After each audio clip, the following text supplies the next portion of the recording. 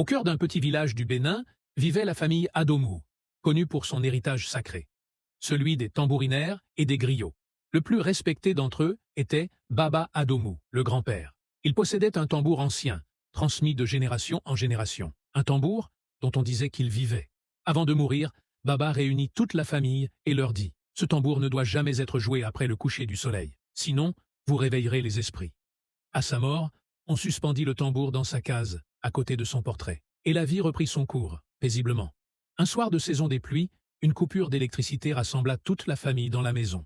Les enfants jouaient, et Kofi, 12 ans, entra dans la case du grand-père. Kofi posa la main sur le tambour, puis frappa. Une fois, 2 fois. Le son résonna, puis un autre battement répondit. Mais ce n'était pas lui. Le tambour se mit à battre seul, lentement, comme un cœur qui s'éveille. Kofi hurla. La lumière revint, et ce fut le début de la malédiction. Chaque soir, à la même heure, le tambour résonnait, et chaque nuit, un membre de la famille tombait malade, comme si le tambour les appelait, un par un. Un ancien du village vint. Il entra dans la case, toucha le tambour, et dit simplement « Ce n'est plus un instrument.